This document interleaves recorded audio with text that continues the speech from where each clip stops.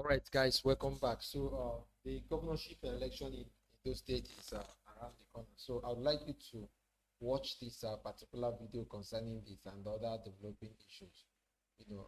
As regards this development, there is this talk about fuel subsidy being taxed, indirect tax on Nigeria. That's the high cost of fuel and the country. So, you also get to hear and know about it. Okay, so let's go.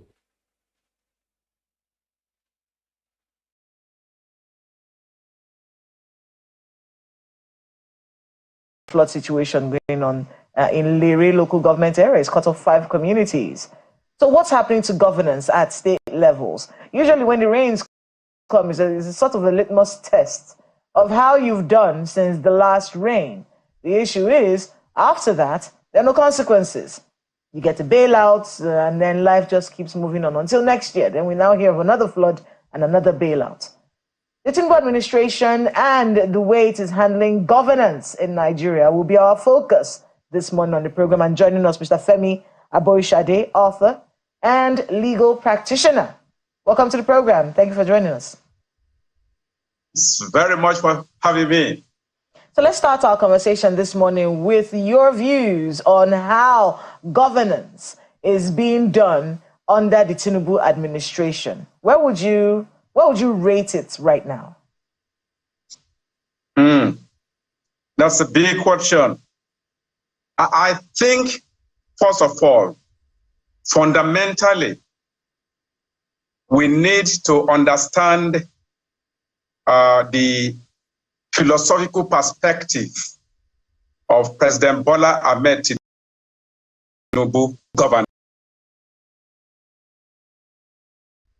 We need to pay attention to a speech he made as president on the 31st day of July 2023.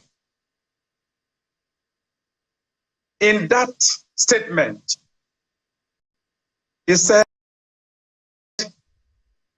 he was aware and that is aware are going through tough times. There is no alternative. In other words, there is no alternative to imposition of hardship. But the understanding of President Bola Ahmed Tinubu may also be deduced from the statement he made in 2012 when President Jonathan increased fuel price. And then Asiwaju Bola explained that it was a wicked policy, wanted to toss the midnight sea, and that it reflected the category of people, the class of people that the government of President Jonathan wanted to favor. The class of people President Jonathan wanted to support, and that fuel price increase was to increase the hardship on the people. That it was a political decision to favor a particular class of people. Therefore, President Bola Ahmed Tinubu reiterating in 2023, 31st of July, that there is no alternative to economic policies of hardship, means that it is a deliberate policy of his government to punish the people with the socio-economic policies being implemented by the regime. I think that is the background upon which we can assess all the policies of President Bola Ahmed Tinubu. That understanding is important. The policies are deliberately made to what he called the European friends of President Jonathan, as against helping the Tinubu administration accusing him of doing the same thing that he accused former President Jonathan of doing? Precisely. I'm using his ideas in explaining the policies of President Jonathan to explain the policies being implemented by President Bola Ahmed Tinubu. Well, for presidency, when they listen to Nigerians and of course people like you as well who complain about his policies and how these policies have impoverished or reduced the quality of life of Nigerians. One of the major things they keep talking about is how these were difficult decisions that needed to be made. And that, we should be patient. That the El Dorado is still some ways ahead, but we are heading to El Dorado.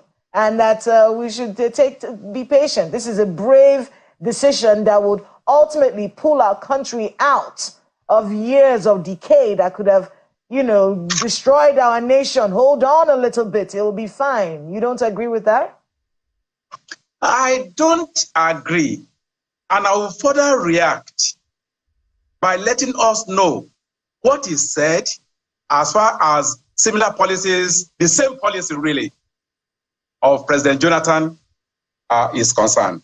He said, and permit me just to read, to summarize his point of view first, he said, government should save the poor, the people, rather than saving money. He said, and I quote, this is a statement he made in 2012.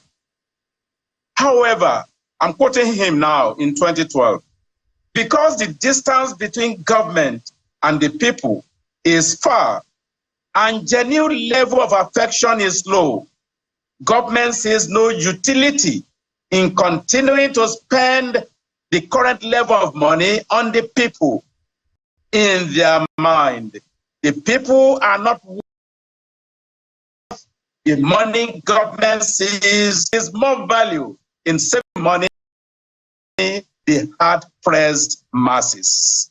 That was President Bola Ahmed Tinubu in 2012. And he went further to say that, yet, what does government actually save? This measure, the concept of a government that has the unfettered ability to print its own currency, to save the currency for fear of insolvency, is an anachronism. And he said, for a government that prints its own currency, attempting to save in that very currency in order to defend against bankruptcy in that currency is a relic of the past. So President Bola Ahmed Tinubu is a very clear-headed person who understands the implications and why government implements certain policies. That's a very interesting. I mean, I'm trying to soak it all in, say it, but I want to be able to talk a little bit about fuel subsidy removal. And, that was the famous statement he made when he came into office on that day, that ground at Eagle Square. He's gone. And of course, over the months, we've been able to understand that, it wasn't budgeted for.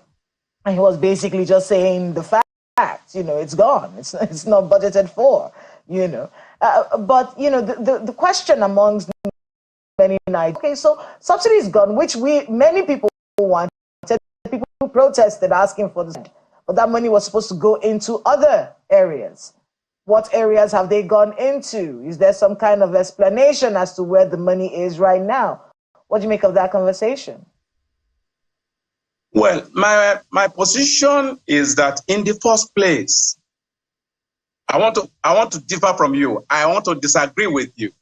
People did not protest against retention of subsidy. People have actually been protesting against removal of subsidy, to the best of my knowledge and practical involvement in those protests. But I think the question we should ask is, why is it that we need to import fuel? There is no basis for importation of fuel in the first place. The refineries owned by government ought to be working. And if crude oil is being refined in government-owned refineries, there will be no need for importation. Let us recall that in 1994, under General Abacha, fuel was being sold for 11 naira per liter. Out of 11 naira per liter, but 5.32 kobo, 5 naira 32 kobo was being saved and kept in what was called the Petroleum Trust Fund. In other words, from what people were paying for fuel, savings were being made, and the savings were being used for execution of projects in education, roads, healthcare, and so on. Therefore, importation is the key issue. And over $25 billion have been invested as of 2020 in turnaround maintenance. We have nothing to show for it. What government ought to do is to take the fight against corruption to the oil industry. But they find it difficult to take the fight against corruption to the oil industry. They find it convenient to punish